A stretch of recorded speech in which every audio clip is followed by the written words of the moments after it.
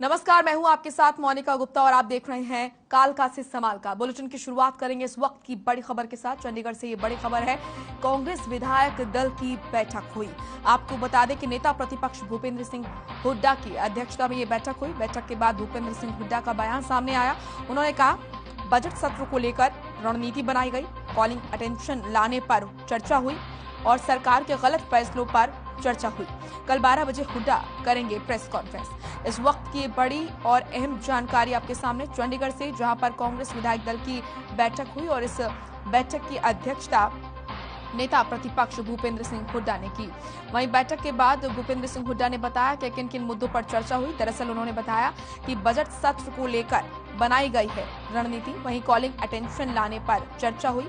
इसी के साथ सरकार के गलत फैसलों पर भी चर्चा हुई है। कल 12 बजे हुड्डा प्रेस कॉन्फ्रेंस करेंगे। तो इस वक्त की ये बड़ी और अहम जानकारी। बजट सत्र से पहले तमाम दलों की यहां पर तैयारियां जारी हैं, जहां सत्ता पक्ष खुद को डिफेंड करने के लिए तैयार, तो वहीं विपक्ष भी अपने सवालों को लेकर तैयारियां कर रहा है। आपको बता दें कि कांग्रेस विधायक दल की बैठक हुई और नेता प्रतिपक्ष भूपेंद्र सिंह हुड्डा ने इस बैठक की अध्यक्षता की। बैठक के बाद भूपेंद्र सिंह हुड्डा का बयान सामने आया, जिसमें उन्होंने कहा कि बजट सत्र को लेकर रणनीति बनाई गई और कॉलिंग अटेंशन लाने पर चर्चा हुई, तो वहीं सरकार के गलत फैसलों पर भी चर्चा हुई। साथ ही नेता प्रतिपक्ष भूपेंद्र सिंह हुड्डा ने यह भी बताया कि कल 12 बजे वो प्रेस कॉन्फ्रेंस करेंगे। इस वक्त की बड़ी और अहम खबर चंडीगढ़ से। आपको बता दें कि बजट सत्र से पहले जहां सत्ता पक्ष खुद को डिफेंड करने के लिए तैयार, तो वहीं विपक्ष भी अपने सवालों के साथ तैयार नजर आ रहा है। कांग्रेस विधायक दल की बैठक हुई, जहां पर नेता प्रतिपक्ष भूपेंद्र सिंह हुड्डा ने इस बैठक की अध्यक्षता की और बैठक के बाद भूपेंद्र सिंह हुड्डा का बयान भी सामने आया है। बजट सत्र को लेकर उन्होंने बताया कि रणनीति बनी और इसी के साथ कॉलिंग अटेंशन लाने पर भी चर्चा हुई, तो सरकार के गलत फैसले पर भी चर्चा हुई है। साथ ही उन्होंने बताया कि कल 12 बजे वो प्रेस कॉन्फ्रेंस करेंगे। चंडीगढ़ से ये बड़ी और अहम जानकारी आप तक पहुंचा रहे हैं। कांग्रेस विधायक दल की बैठक हुई। रवि चंदेल हमारे सहयोगी जुड़ चुके हैं ज्यादा जानकारी के साथ। रवि, कांग्रेस विधायक दल की बैठक हुई, क्या कुछ खास रहा इस विधायक दल की बैठक में? जी, आपको बताना चाहूंगा कि कांग्रेस विधायक दल की बैठक जो है नेता प्रतिपक्ष भूपेंद्र सिंह हुड्डा की अध्यक्षता में हुई और बैठक में हुड्डा ने बजट सत्र को लेकर किन सवालों को लेकर सरकार को घेरना है, इन तमाम मुद्दों पर जो है चर्चा हुई। खासतौर पर जिस तरीके से सरकार द्वारा जो फैसले लिए गए हैं उनको उन्होंने कहा कि ये सकारात्मक फैसले नहीं थे, ये जनता के हित में फैसले नहीं थे। इन फैसलों को जो है, इन फैसलों के खिलाफ जो है विधानसभा में बढ़ चढ़कर जो है वो कांग्रेस के विधायक जो है वो सरकार को घेरने का काम करेंगे। साथ ही उन्होंने कहा कि जिस तरीके से जो गैर कानूनी धर्मांतरण रोकथाम विधेयक जो सरकार लाने जा रही है, ये विधेयक जो है सिर्फ और सिर्फ जनता, प्रदेश की जनता को जो है बरगलाने का इनका एक मोटिव है इसके पीछे, ताकि वो जनता जो मेन इश्यूज है उनको हटाकर जो है वो इस इश्यूज पर जो है फोकस करना चाहते हैं। जी बिल्कुल, और साथ ही साथ कॉलिंग अटेंशन लाने पर भी इस बैठक में चर्चा हुई।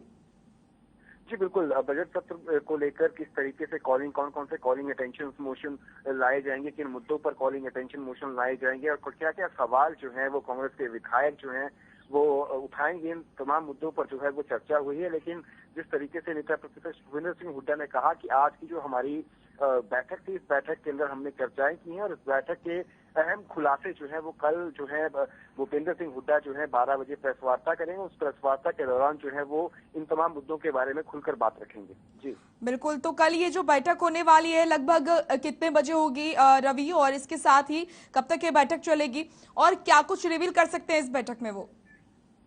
जी बिल्कुल, जिस तरीके से देखा जाए तो पिछले बजट से लेकर इस बजट तक का जो समय है उस अंतराल के बीच में क्या क्या जो फैसले सरकार द्वारा लिए गए हैं, चाहे हम बात करें खास तौर पर जिस तरीके से बुढ़ापा पेंशन जो है वो बीते 7 तारीख को जो है वो दिसंबर माह की मिली थी, उसके बाद 8 तारीख को जो है वो जनवरी माह की जो पेंशन है बुढ़ापा पेंशन वो दी गई थी। बुढ़ापा पेंशन के पीछे विलंब होने के क्या कारण रहे, इसके अलावा किसानों का जो गिरदावरी करनी थी, जिनकी फसल खराब हो चुकी है, गिरदावरी के जो अमाउंट थी वो किसानों के खातों में पहुंची नहीं पहुंची, इन तमाम मुद्दों को लेकर जो है वो कल खुलासे होंगे और बाकायदा नेता प्रतिपक्ष भूपेंद्र सिंह हुड्डा जो है प्रेस वार्ता करके इन तमाम मुद्दों की जानकारी जो है वो पत्रकारों के साथ साझा करेंगे और आगामी विधानसभा बजट सत्र के दौरान जो है इन तमाम मुद्दों को उठाएंगे। जी शुक्रिया आपका रवि, तमाम महत्वपूर्ण जानकारी देने के लिए। वहीं चंडीगढ़ में सीएम मनोहर लाल की अध्यक्षता में शहरी निकाय मंत्री कमल गुप्ता और निकाय संस्थाओं के अधिकारियों की बैठक हुई। बैठक के बाद सीएम मनोहर लाल ने प्रेस कॉन्फ्रेंस की और जानकारी देते हुए बताया कि बजट से पहले तैयारियां की जा रही हैं। सीएम ने बताया कि नगर निकाय के कमिश्नर और डिप्टी कमिश्नर भी बैठक में रहे। सभी को अपने अपने लेवल पर बजट बनाने के लिए कहा गया और साथ ही 15 फरवरी को बजट भेजने के लिए भी कहा गया है ताकि उन पर समय रहते कार्य किए जा सके।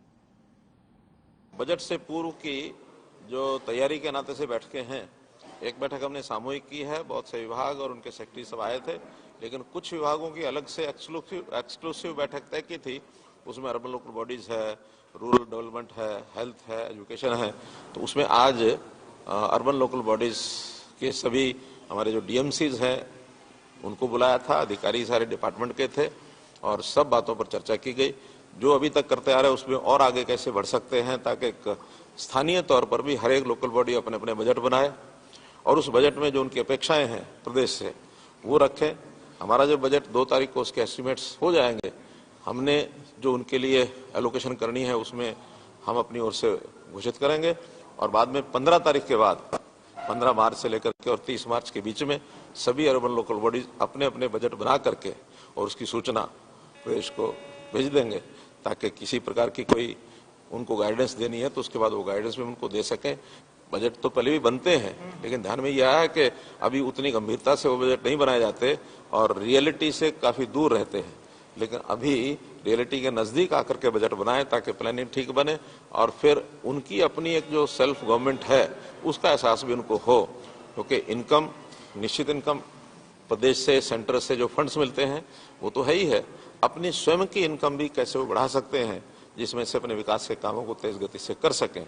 इसमें जो उनके कमिटेड एक्सपेंसेस हैं वो हमने सुनिश्चित किया है कि जो प्रदेश से हम फंड्स देते हैं उसमें हर महीने कमिटेड एक्सपेंसेस उनको जरूर मिल जाए ताकि किसी प्रकार की सैलरी का, बिजली के बिल का, कोई रेंटल कोई एक्सपेंस है उनका, उसमें कठिनाई ना आए, वो रेगुलर काम चलते रहें और विकास के नाते जो फंड्स इधर से मिलते हैं या फिर वो अपने फंड जितना उनकी इनकम है उसमें से ज्यादा विकास के काम वो करवा सके। 74वां अमेंडमेंट जो हुआ था संविधान में, उसमें ये कहा गया है कि ये सब स्थानीय जो इकाइयां हैं, चाहे पंचायती राज है, चाहे अर्बन लोकल बॉडीज हैं, वो अपने पैरों पर खड़ी हों और उनमें 18 फंक्शंस बताए गए हैं कि वो 18 फंक्शंस वो अपने आप करें।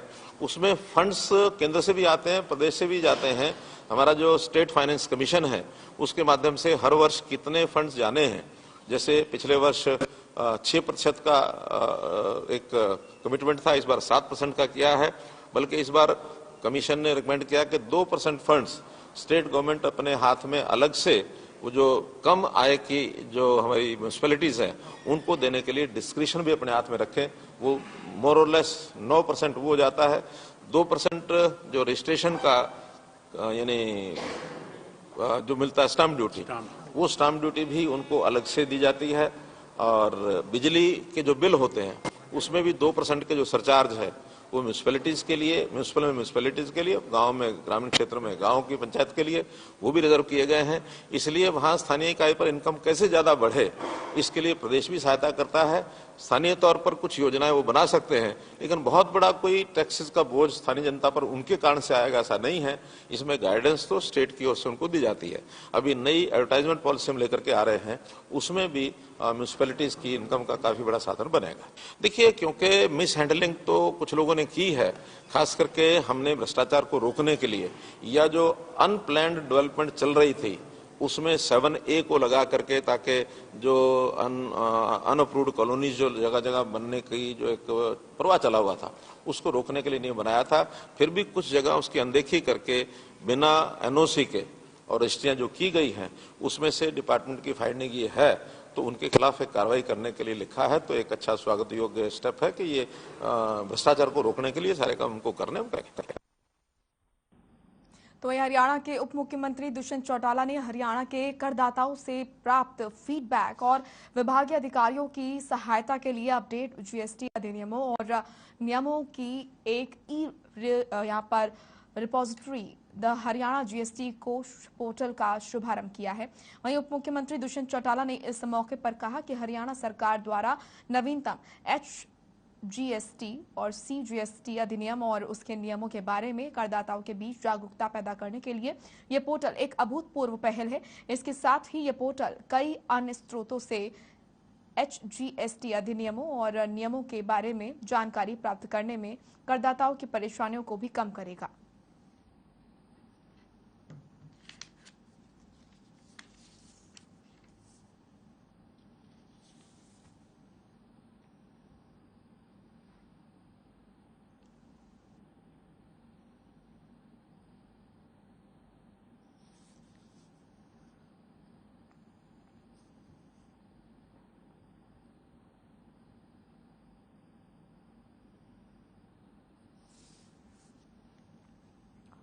वहीं चंडीगढ़ में कृषि मंत्री जेपी दलाल ने राज्यपाल बंडारू दत्तात्रेय से मुलाकात की। जेपी दलाल भिवानी में आयोजित होने वाले राज्य स्तरीय पशु मेले के उद्घाटन करने के लिए निमंत्रण देने के लिए पहुंचे थे। वहीं इस मौके पर राज्यपाल ने कहा कि उन्हें खुशी है कि हरियाणा कृषि और पशुपालन के मामले में देश का अग्रणी राज्य है। इसके साथ ही राज्यपाल ने कहा कि कृषि और पशुपालन प्रदेश की अर्थव्यवस्था की रीढ़ है। सरकार भी किसान कल्याण की गतिविधियों को बढ़ाने के लिए निरंतर कार्य कर रही है।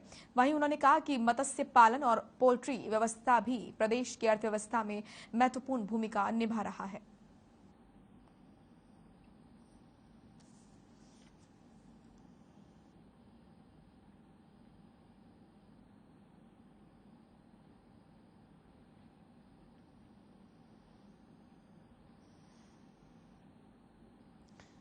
तो चंडीगढ़ में कृषि मंत्री जेपी दलाल ने राज्यपाल बंडारू दत्तात्रेय से मुलाकात की और जेपी दलाल भिवानी में आयोजित होने वाली राज्य स्तरीय पशु मेले के उद्घाटन करने के लिए निमंत्रण देने के लिए वो पहुंचे थे। प्रधानमंत्री नरेंद्र मोदी ने लोकसभा में कांग्रेस पर तंज कसा, जिसके बाद कांग्रेस विधायक शमशेर सिंह गोगी ने प्रतिक्रिया देते हुए कहा कि जब पीएम मोदी अपने 2 घंटे के भाषण में 1.5 घंटा कांग्रेस पर बोले, इससे समझ जाना चाहिए कि बीजेपी के लिए खतरे की घंटी बज चुकी है। वहीं 5 राज्यों में हो रहे चुनाव पर गोगी ने कहा कि यूपी को छोड़कर कांग्रेस हर राज्य में अपनी सरकार बनाएगी। देखो, मैं तो बड़ा खुश हूं कि अपने आप को शेर खां कहने वाला प्रधानमंत्री राहुल गांधी के भाषण से डर गया और कांग्रेस की ताकत को उसने एक्सेप्ट किया है, गांधी परिवार की ताकत को उसने एक्सेप्ट किया है। और 2 घंटे के भाषण में 1.5 घंटा वो कांग्रेस और राहुल गांधी भी बोलता रहा। तो इसका मतलब ये है कि खतरे की घंटी बज चुकी है और मोदी जी को ये समझ आ गई कि ये कांग्रेस तेरे को अब यहाँ प्रधानमंत्री के तौर पे रहने नहीं देगी। किसी भी तरीके से आगे बीजेपी का जो है वो चांस नहीं है। ये कल के भाषण से साबित हो गया। पंजाब की बात करें सर, तो पंजाब में क्या कुछ समीकरण बनते हुए नजर आ रहे हैं? देखो, मैं तो आपको पूरा बता देता हूँ। पंजाब में कांग्रेस बनेगी, उत्तराखंड में कांग्रेस बनेगी और 2 छोटी छोटी स्टेटें हैं वहां भी कांग्रेस डायरेक्ट फाइट में है।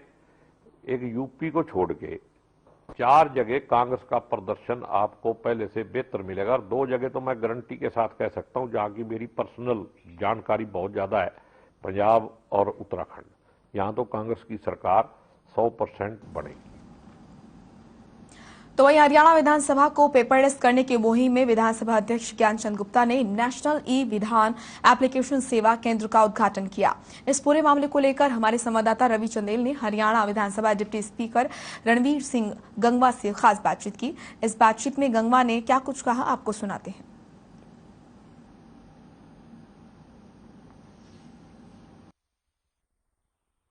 हरियाणा विधानसभा में नेशनल ई विधान एप्लीकेशन सेवा केंद्र का आज उद्घाटन किया गया।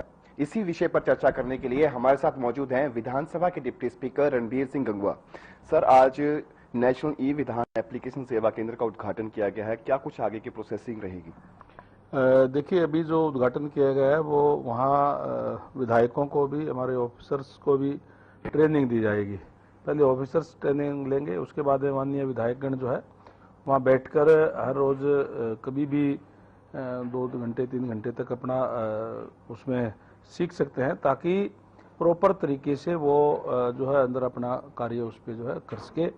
मैं इसके लिए बधाई देना चाहूँगा माननीय स्पीकर साहब को और हमारे तमाम यहाँ के जो अधिकारीगण है आईटी विभाग के, जिन्होंने रात दिन मेहनत करके और डिजिटल की तरफ जो है एक ले जाने का काम किया है। मैं जैसे हमारा ये टारगेट है कि हम 30 अप्रैल तक इसको जो है कंप्लीट इसको डिजिटल हम कर देंगे। सर, ये बताइए कि किस तरीके से सिर्फ 2 दिनों का ट्रेनिंग जो है सेवा केंद्र ट्रेनिंग दी जाएगी, तो किस तरीके से अधिकारियों के साथ साथ विधायकों को भी किस तरीके से, बिकॉज बाकी विभागों के अधिकारियों को भी ट्रेनिंग दी जाएगी, तो कितना समय जो है विधायकों के लिए, बाकी अन्य विभागों के अधिकारियों के लिए और साथ ही साथ विधानसभा संसदीय कार्य टीम को जो है कितना टाइम दिया जाएगा? देखिए, हम समय सारणी बना करके और उसी हिसाब से अलग अलग समय तय करके और सभी को यहाँ ट्रेनिंग दी जाएगी, जिससे वो सही अपना तरीके से कार्य कर सके। और इससे जहाँ पेपर की बचत होगी वहाँ समय की भी बचत होगी, क्योंकि कोई जो क्वेश्चन जो भी आते हैं वो डिजिटल तरीके से ही चले जाएंगे डिपार्टमेंट में और डिजिटल ही उनका जवाब जो है उस पर आ जाएगा, तो टाइमली भी आ जाएगा और इसकी बहुत ज़्यादा पेपर की भी इस पर जो है बचत होगी। सर, ये मान के चलें कि 30 अप्रैल के बाद जो सेशन शुरू होगा वो कंप्लीट पेपरलेस सेशन जो है वो देखने को मिलेगा हरियाणा विधानसभा के अंदर? जी, निश्चित तौर पर इस सेशन के बाद हमारा पहले टारगेट तो ये था कि ये बजट सेशन ही जो है इसके अंदर डिजिटल कर दिया जाए, लेकिन किन्हीं कारणों से अभी तक हो नहीं पाया, क्योंकि कोरोना काल भी और भी जो सप्लाई होनी थी उसके अंदर कहीं कमी आ गई। और आने वाला जो टाइम है, आने वाला जो नया सेशन होगा इस बजट सेशन के बाद, वो निश्चित रूप से डिजिटल तरीके से होगा। विधानसभा के डिप्टी स्पीकर रणबीर सिंह गंगवा, जिन्होंने साफ लफ्जों में कहा कि आगामी 30 अप्रैल के बाद जो सेशन शुरू होगा वो सेशन जो है कंप्लीट पेपरलेस सेशन जो है वो हरियाणा विधानसभा में शुरू होने जा रहा है। चंडीगढ़ से हर खबर हरियाणा के लिए रवि चंदेल के साथ कैमरामैन किशन की रिपोर्ट। चलिए अब खबर करनाल से है, जहां असंध रोड पर प्योर टोल प्लाजा के पास बड़ा सड़क हादसा देखने को मिला। आपको बता दें कि तेज रफ्तार ओवरलोडेड धान से भरे ट्रक ने पुलिस गाड़ी को जोरदार टक्कर मार दी, जिससे आपको बता दें कि ये बड़ा हादसा हो गया। और ये तस्वीरें आप देखिए, तस्वीरों को देखकर आप अंदाजा लगा सकते हैं कि कितना भयंकर यह हादसा रहा होगा, कितनी भयंकर ये टक्कर रही होगी।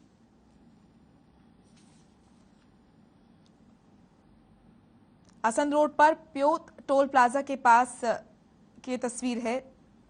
आपको बता दें कि तेज रफ्तार ओवरलोडेड धान से भरे ट्रक ने पुलिस गाड़ी को जोरदार टक्कर मारी, जिससे गाड़ी पूरी तरह से कुचल गई। वहीं गाड़ी में ड्यूटी पर तैनात 2 पुलिस कर्मचारी भी अंदर बुरी तरह फंस गए। टोल कर्मियों ने 1 घंटे की कड़ी मशक्कत के बाद दोनों पुलिस कर्मचारियों को निकाला। इस हादसे में इलाज के दौरान हेड कांस्टेबल सुरेंद्र की मौत हो गई, जबकि एसआई मुकेश की हालत गंभीर है। 2:30 बजे डेली रूटीन के अंदर, जैसे डायल 112 चौक के ऊपर डेली रूटीन में खड़ी होती थी, यहाँ 2:30 बजे यहाँ खड़ी हुई थी। असंध की साइड से ट्रक आ रहा था, ये ओवर स्पीड भी था, ओवरलोडिंग भी था। इसने गाड़ी को सीधी टक्कर मारी, टक्कर मार के इसको गाड़ी को यहाँ तक ले आया। 2:35 पर हमारे पास फोन आया टूल टैक्स वाला का। टूल टैक्स वाला ने हमारे से पहले देखा, भाई ऐसे ऐसे एक्सीडेंट हो गया आपकी डायल 112 का।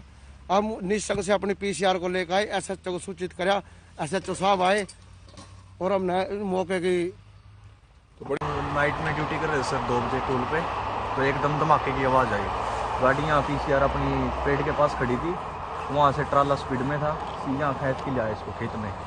2 बजे एक्सीडेंट हुए थे जी। ये हमने इनको खींच के बारी बुरी तोड़ के राड से इनको बाहर निकाला जी, बड़ी मुश्किल से 1 घंटे में हुआ।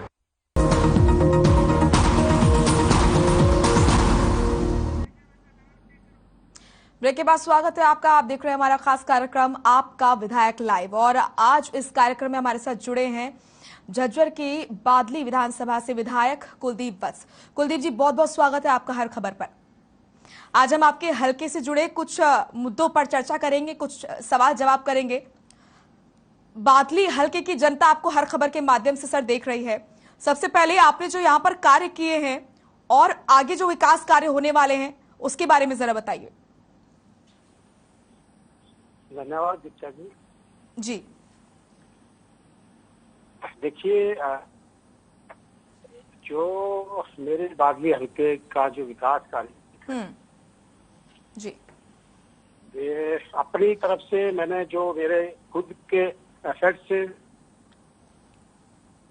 चाहे मेरे स्कूल थे, 3 स्कूल थे, और वो सारी ग्रांटें मैं अपने बादली हल्के की लेके आ चुका हूँ। ठीक है। और वो अभी रनिंग में है, अभी लगनी शुरू भी हुई है, क्योंकि 2 साल कोविड में गवर्नमेंट ने हमारे को कुछ नहीं दिया। ठीक है। तो दूसरा हमारे साथ एक मुद्दा, हमारे साथ एक जो परेशानी, ठीक है, हम विपक्ष में होने के नाते जो विकास कार्य हमारे बादली में होने चाहिए थे वो हम नहीं करा पा रहे। ठीक है। पर मैं अपने, चाहे कोविड का टाइम था, मैं अपने चाचा हूँ, अपने भाइयों, अपने परिवार के साथ दोनों लहरों में कंधे से कंधा मिला के मैं साथ खड़ा रहा हूँ। जो भी संकट है, घड़ी है, खुशी है, गम है, मैं अपने साथ परिवारों के साथ रहता हूँ। जहाँ तक के बड़े कोई विकास प्रोजेक्ट की बात है, कोई कार्यक्रम जैसे कोई प्रोजेक्ट की बात है, वो मैं बादली हल्के में नहीं ला सकता, क्योंकि हमारे अड़चने बहुत है मेरे बादली क्षेत्र में। ठीक है सर, बड़े ही ईमानदारी के साथ आप जवाब दे रहे हैं। बादली की जनता, जब हम फील्ड पे गए सर, एक बहुत प्रमुख समस्या है और आप भी इससे अवगत होंगे। दरअसल बादली से झज्जर की तरफ जब आते हैं, जो रोड है वो बहुत खस्ता हाल है। कई बार आपका भी इससे पाला पड़ा होगा। ये रोड कब ठीक होगी, इससे कब निजात मिलेगी जनता को? देखिए, अब मैं बिल्कुल आपकी बात से सहमत हूँ। झज्जर से ढासा बॉर्डर तक मेरा तो डेली ही इस पे आना जाना रहता है। बहुत जर्जर हालत है। ठीक है। इसके 64 करोड़ रुपए अभी इन्होंने मंजूर किए, टेंडर छूटने वाले हैं। ठीक है। क्योंकि कारण क्या है, ढिलाई है, बहुत देरी करते हैं काम में, और मैं विपक्ष के नाते से भी कामों में दिक्कत है, पर मैंने लड़ाई संघर्ष करके इसके 64 करोड़ रुपए मंजूर हो गए। लाशा बॉर्डर तक अब ये टेंडरिंग का काम करेंगे और इसको जल्दी ये शुरू करेंगे। मेरी बादली में एक समस्या नहीं है, मेरी बादली में बहुत समस्या। मेरी बादली में 56 गांव ऐसे हैं जो बारिश की वजह से आज दोनों फसल, कि वो रबी की फसल थी, बाजरा, ज्वार, धान की फसल थी, वो खत्म हो चुकी। ठीक है। दूसरी मेरे अब गेहूं है, सरसों है, सारा मेरे बादली में बहुत बुरी हालत आज मेरे किसान भाइयों की है। ठीक है। तो मैं आज भी गवर्नमेंट, आज भी चीफ मिनिस्टर से इस बारे में डिस्कस भी किया है। दिल की बात, मेरे बादली में एक समस्या नहीं, कई काफी समस्याएं हैं। बिल्कुल। और सर, मेरी कोशिश है जी, एक प्रमुख समस्या और है सर, जिसको आप खुद भी विधानसभा में उठा चुके हैं, वो है बादली में नशा जो बिकता है। युवा जो है वो नशे की चपेट में आ रहा है। इसको लेकर क्या कर रहे हैं, कैसे युवाओं को बचाएंगे अपने हलके में नशे से? देखिए, मैं नशे के खिलाफ जी पूर्ण रूप से मैं मतलब सक्रिय हूँ, और मैं धन्यवाद करता हूँ जो नए एसएसपी आए हैं, हाँ जी, वसीम अकरम, और कुछ ऑफिसर ऐसे आए हैं जो निरंतर इस पे अच्छी कोशिश, पहली बार कोई ऑफिसर ऐसे आए हैं जो इस पे कोशिश कर रहे हैं। और कहीं न कहीं मेरे जो युवा साथी है बादली क्षेत्र के, पर मैं तो कहता हूँ पूरे जिला झज्जर और पूरे हरियाणा के युवाओं ने इसमें आगे आना चाहिए, और इस नशे के मुहिम में हमारे साथ जुड़ना चाहिए, किसी से ना डरना चाहिए, क्योंकि इसमें अड़चने भी आई है। हमारे किसी साथी के चोट नहीं मार दी, किसी को धमकियां देते हैं, किसी को कुछ करते हैं, तो बदमाशी तो इसमें है। पर मैं आपको कहता हूँ, आपके चैनल के माध्यम से बादली की जनता को भी कहता हूँ, हरियाणा की जनता को, कि मैं किसी मौत से नहीं डरता, और मैं नशे के खिलाफ पूर्ण रूप से पुलिस प्रशासन के साथ हूँ, और जहाँ मेरी जरूरत होती है मैं उनकी मदद भी करता हूँ। और मैं जनता से भी अपील करता हूँ कि उनके आसपास कोई नशा बेचता है, कोई नशे का कारोबार करता है, कोई नशा लेता है, वो तुरंत पुलिस को सूचना दे, हमारे को सूचना दे, जो कि ये हमारी एक जनरेशन है, हमारा एक खिलता हुआ चमन है। अगर ये हमने सारे मिलकर हम इस लड़ाई को नहीं लड़ेंगे तो एक दिन ये हमारे पूरे प्रदेश को और मेरी बादली को पूरा खोखला कर देगी और आने वाला समय हमारे लिए हमारी युवा नस्ल और फसल क्या